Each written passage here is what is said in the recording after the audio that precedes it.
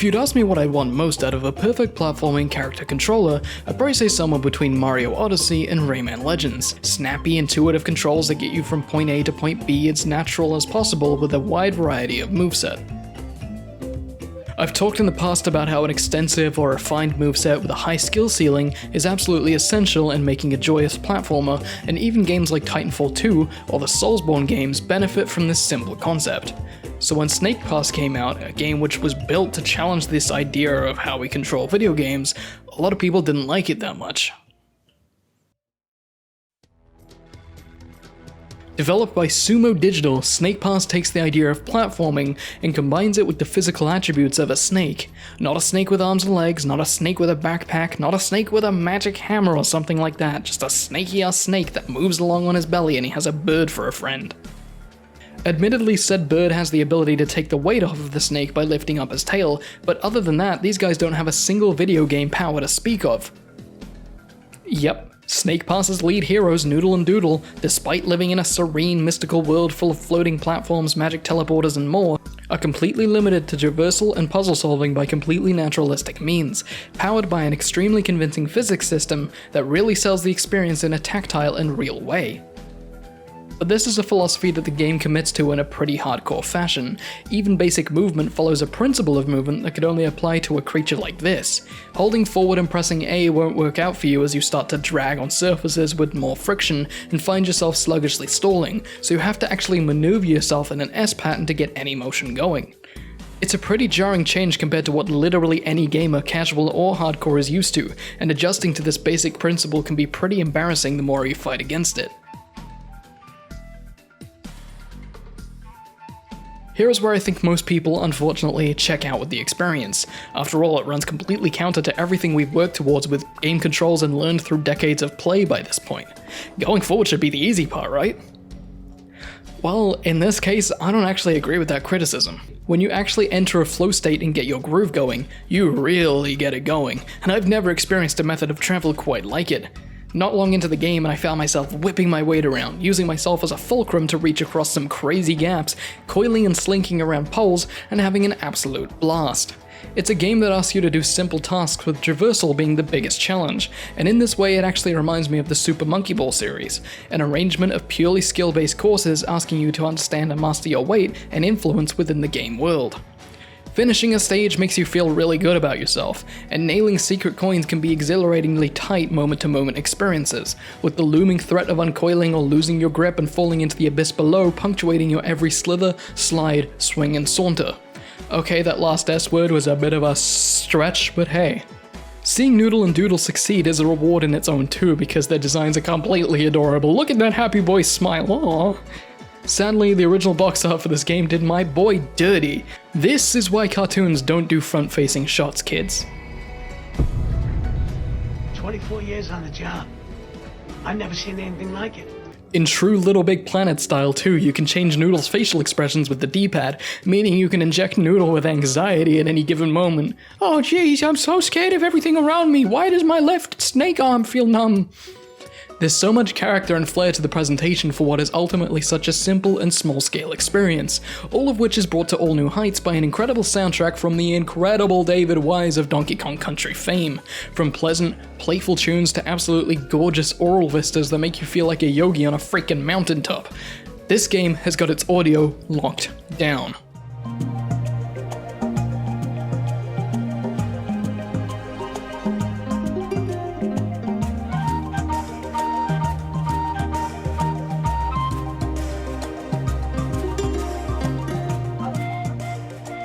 That's not to say everything's sunshine and rainbows though. The game does have its fair share of issues. Noodle's cartoonishly large head can sometimes really throw off your sense of weight on a tight ledge, letting you slide along edges but not quite generate enough friction to pull you up. The game's aforementioned unique control style also isn't really all that well tutorialized either, and this especially extends to the game's temperamental grip mechanic, a skill I didn't really understand until late into the game, so I'm guilty of usually just foregoing it altogether after learning to play without it. It's probably not a good thing that I did that, but hey, it's how I learned to play. This probably didn't help the game's lukewarm critical reception either, as mastering the nuances of a low-profile puzzle platformer without it being expressly conveyed probably didn't make priority in what can be a fierce review and release cycle. In typical low-budget platformer fashion, the camera can be an annoyance, constantly clipping through near geometry, and the non-remappable controls on console make it really hard to steer Noodle vertically while adjusting your view. This is the case on the controller at least. This isn't so much of a problem on the mouse and keyboard setup, but it's nowhere near as satisfying or intuitive to snake around with the WASD keys as it is with an analog stick. If you're one of those weirdos with a mouse and analog stick setup, you're gonna be golden for this one at least. The biggest offender for me, however, were the game's secondary collectibles. Unlike the challenge coins, which are relegated to secret areas or hard to reach areas, these blue orbs are scattered all over the level to signpost the way. Usually I like these kinds of collectibles. I like Wumpas in Crash, I like coins in Mario, but in Snake Pass's case, these are a finite collectible, and every single one has to be collected for a completionist rating.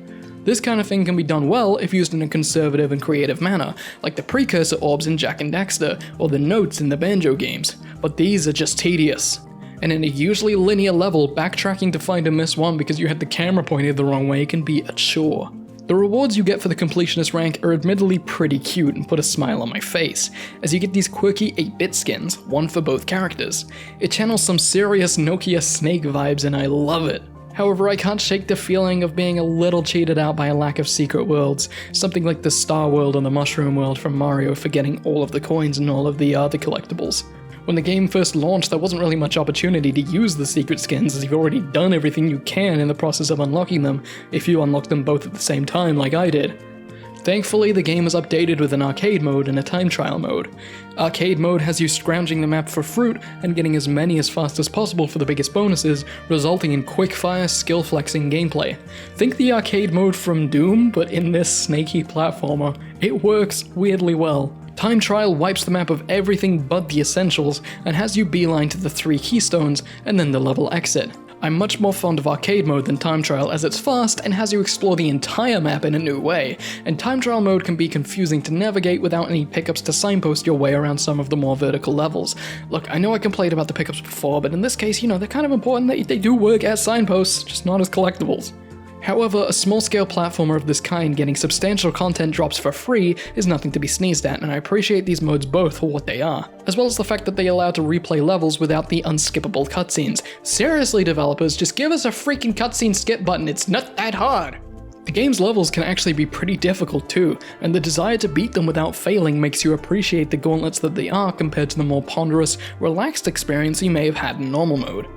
In normal mode, a low-pressure atmosphere and a lack of enemies makes the game as hard as it needs to be without ever building up too much pressure or feeling frustrating. This allows you to really find your footing in the game's world, and it's the kind of pacing I can really get behind no matter what mood I'm in. It also gives you time to soak in the game's gorgeous visuals too. Despite following a relatively simple template of Grass World, Water World, Lava World, Sky World, Electro, Diglett, it's what the game manages to do with these ideas, and a relatively limited asset pool to make them feel genuinely mysterious and extremely atmospheric. The use of heavy foliage and striking post-processing bolstered by Unreal 4 really shines through, painting a lot of serene vistas and a bold color palette. Even the Switch version of the game can be breathtaking despite how heavily it had to be scaled back, and was pretty much the earliest argument for the validity of Unreal on the portable platform. This port is a generally well-polished and well-performing one too, and believe it or not, this was actually the first game I ever purchased on my Switch, so I've got a good one wedged in my brain as my remember always launch title like I have with every other console. What's your battery life though? This one eats it up, especially if you got the HD Rumble on. Well, hopefully my 2 cents on Snake Pass have inspired you to maybe pick the game up at some point, or at least keep it in the back of your mind. If you find yourself really not fond of the look of the control scheme though, I'd wait for a sale before you take the risk. Anyway, if you have played the game, or you intend to play the game, or you play the game because of watching this video, please let me know what you think of it in the comments. Until then, I'm gonna learn how to think like a snake. Like a snake.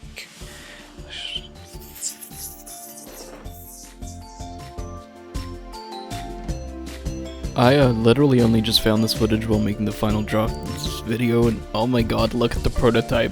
Look at Noodle's freaking head. That's insane. I love it.